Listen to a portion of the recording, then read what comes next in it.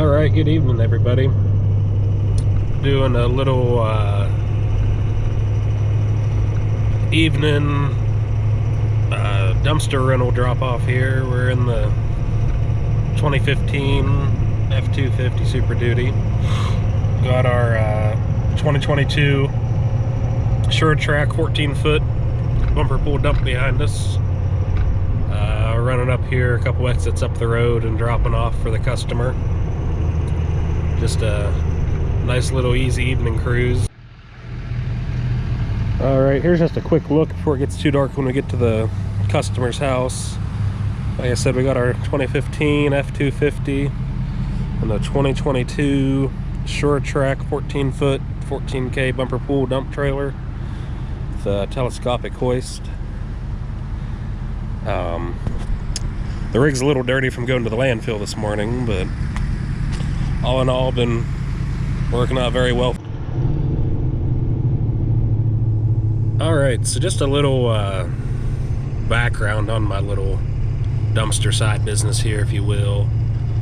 I originally bought my dump trailer over a year ago for my excavating business. At the time I was doing a lot of small gravel deliveries, brush removal, mulch delivery, that sort of thing. I had small Kubota tractors, and it all worked out very well. But turn right. I definitely found out pretty quick two things. I did not really like beating up on my Super Duty as bad as I was, A, and B, 5 tons of gravel seemed like just not quite enough to haul at a time, and I was getting busier, so I ended up actually buying a single axle dump truck that can haul 10 ton at a time. And so that kind of put my dump trailer on the back burner. Dump trailers are extremely handy to have, but for a business means I either needed to be able to still make money with it or sell it, which again, I didn't really want to sell it. It's such a handy tool to have. So again, like I said, as my business grew, I got the dump truck, and that idled the dump trailer.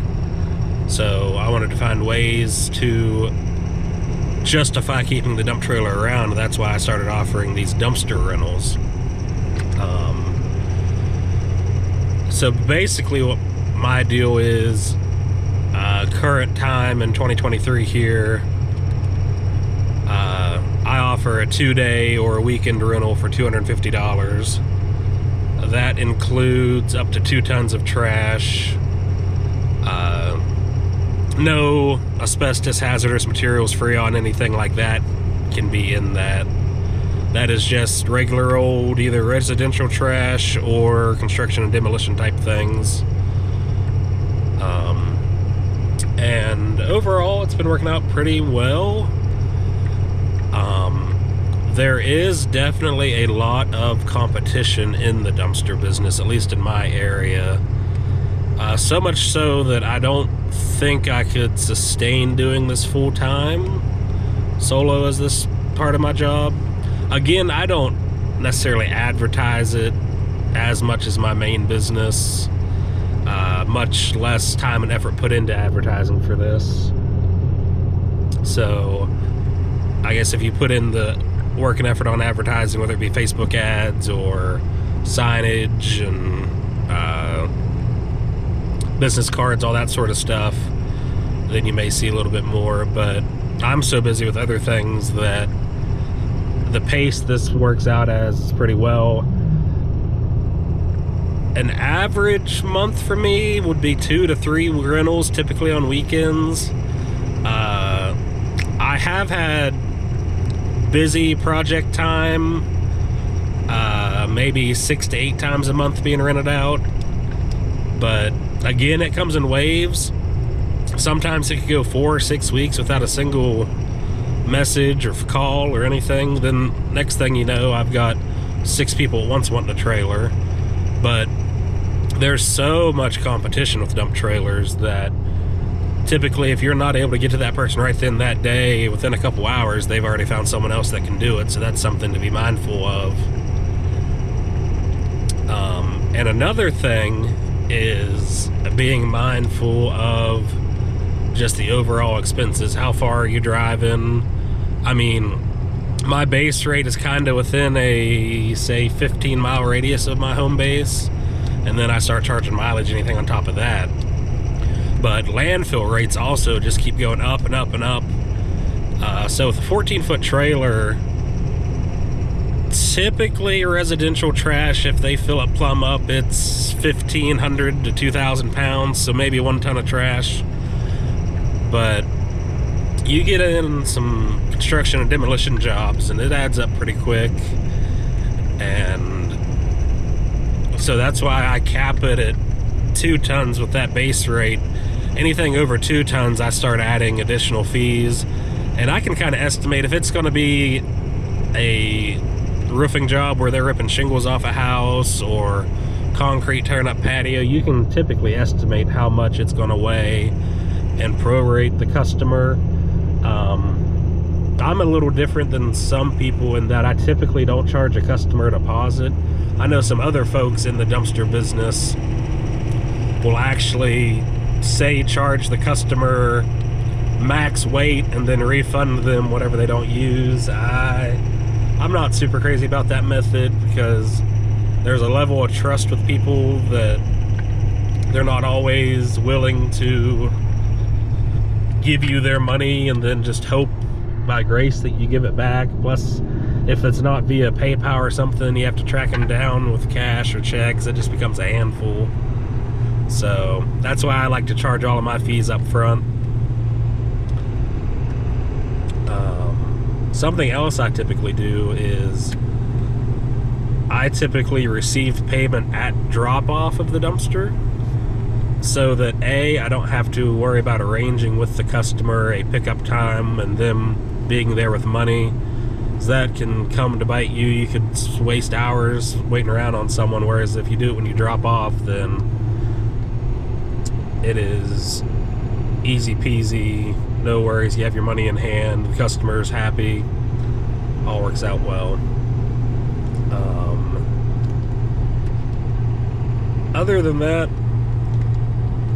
like I said, if you already have a dump trailer, it's a good way to definitely make a little bit of side money, but it's hard to justify going out and buying a brand new dump trailer or financing it. I mean, if you finance it, you probably can make your monthly payment on rentals.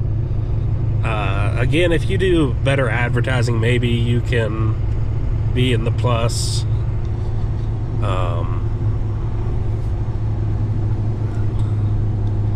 That part's definitely a tough call. So, like I said, key things you definitely need to be on top of in this business is, again, always receive payment at drop-off is what I highly recommend. 2, have a contract that the customer signs that clearly states what they can and cannot dispose of in the trailer, whether it be no Freon, no asbestos, no tires, that sort of thing. Be sure to make it very clear. Also in that contract, outline your charges. How much is an extra day? How much is additional tonnage? That sort of thing. As well, in this contract, there needs to be some sort of statement of you not being liable for property damage, and for, say, the customer has you back the trailer in their yard and it leaves ruts. That's just part of the business. You have to make the customer understand that that could possibly happen and you can't be held liable for that. Now, with that being said, you need to have insurance. Say you negligently back into the customer's garage door or something and damage it, then yes, that of course is on you. But normal wear and tear things that will happen with a dumpster being delivered, you need to make clear to the customer that it could happen and it's just part of it. And then another key point just overall costs of doing business. Fuel prices are sky high as always. On top of tires will always be a problem with the dumpster game. You will find nails everywhere. It doesn't matter how clean the job site is. If you go through, pick them up, you will find tires. But the hardest part is at the landfill. You will pick up insane things in your tires. So always be sure to have an air compressor, plug kit, spare tires ready to go at a moment's notice. I mean, one tire failure and there goes all the profit you made on this run. So definitely the cost of doing business is not easy. When everything goes smooth and everything goes well, dumpsters can be a nice, easy, pleasurable, fun activity to make a little side money, but you definitely have to be aware there is a risk and a reward, so be sure to watch out. And then a very tricky thing is, typically you're not the guy there loading it. You drop off the trailer at the person's house and they load it. You really, other than what you can see when you tarp to load at the end, you don't know what they've actually put in that. So when you're at the landfill, when you dump out the trailer and there's 4 window air conditioners in the bottom of it, and the dozer guy at the landfill is like, what the heck's this? You either could potentially pay fines or at least be throwing it in the bed of your truck, taking it back home with you. Then it's up to you to dispose of. So, like I said, there's definitely a lot of risk to be had with the dumpster business. But overall, certainly encourage you to try it out and be ethical in your means of doing it.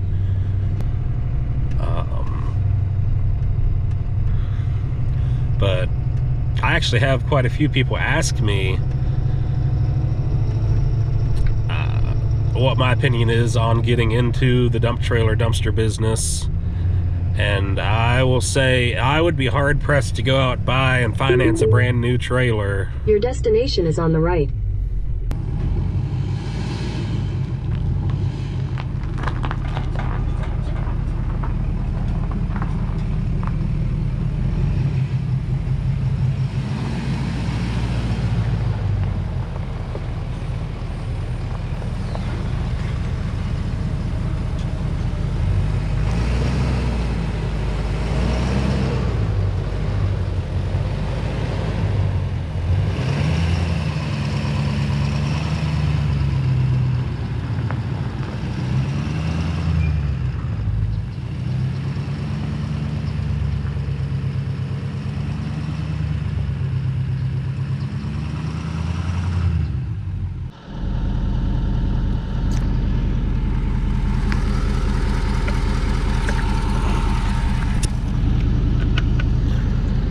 There's also 2 very crucial parts that I forgot about this.